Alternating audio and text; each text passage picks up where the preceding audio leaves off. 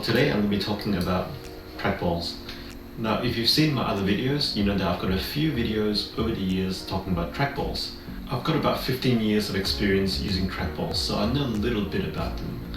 I first started using trackballs back in 2008 when I was working in an IT job, and there were two LCD monitors that I had to navigate using a mouse. Well, after some time, I started to develop some wrist pain because of having to move the mouse a lot to navigate across the two screens. So my employer bought a trackball, which is the Logitech Trackman, my first ever trackball. Since then I've owned 3 Logitech trackballs, 2 which died because of faulty switches, which you can watch in my other videos. I also had 1 Perix trackball, 1 Honeycomb trackball, and 2 Elecom trackballs.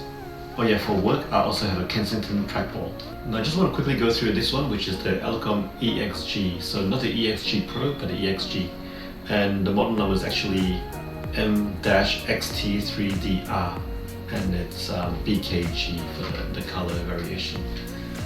Now Elecom is not exactly a household brand name, but it is a Japanese brand. It says designed in Japan, but probably made in China, as most things are. This is a thumb trackball, so you operate it by using the thumb as opposed to finger. So some trackballs that you use your finger, but this is a regular thumb trackball, which is the most popular kind of trackball.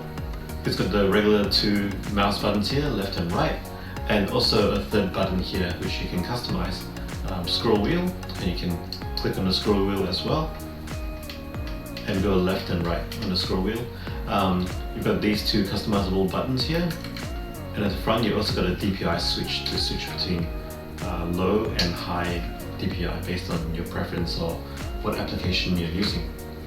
At the back, you've got a compartment here for a AAA battery, which is great because trackballs can either come wired, which you plug into your USB port, or can come with an inbuilt battery, which after it dies, after many cycles, it's going to be hard to replace. But this one actually uses a AAA battery, which you can just pop a new one in anytime, and I think that's really good. A definite plus for this. Now this trackball, as you can see here, there's a USB dongle here which I've taken out, put in my computer. This trackball is using wireless, but it doesn't have Bluetooth, so that may be a deal breaker for some. So in other words, you can only use this trackball with a computer as opposed to a phone, for example. Here you've got the hole where you use a pen to push it in to get the pop the trackball out, as such. So here you probably can't see it. There's a switch where it's got off and low power and high speed tracking. So that's I assume improves the tracking ability of this trackball. So the most important consideration is how usable is this trackball. Well, after having owned many trackballs, I think this is one of my favorites. I would say, objectively speaking, the MX Ergo was by far my favorite trackball. However, despite it being a premium product and having paid over $100 for it, it uses really cheap switches in the mouse button. And so after about 3 years, it died. Same story with my Logitech M570. So Logitech just decides to use these cheap switches, obviously, to make greater profits. So after my MX Ergo died, I vowed never to buy a Logitech trackball again. Now this trackball feels great for me. I've got, I guess, small to medium-sized hands, and it feels really good to use. Now there were some reports of people on the internet saying that the trackball is a bit sticky, and when you move, it's kind of jittery. When I first started using it, it was jittery like anything, and it wasn't smooth at all.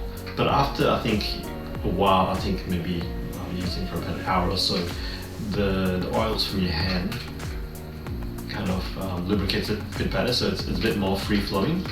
Now, the other thing that made it jittery as well was what I realized, the USB dongle that plugs into your computer.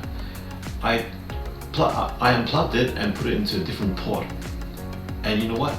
No issues whatsoever. So evidently there's something not quite right with my USB port on my PC. So now I've been using this for I think over a month now, and I'm totally loving it. It's really good. I have no real issues with it. I decided not to go for the EX-G Pro because it was double the price of this one. And you know what? I'm really happy with my decision. So if you're looking for a trackball to replace your perhaps Logitech trackball with a dead switch, consider Elecom. And this one in particular, the Elecom EX-G. Highly recommended. If you're interested in buying this, please support the channel by using the affiliate links below, as it will help this channel do more reviews like this.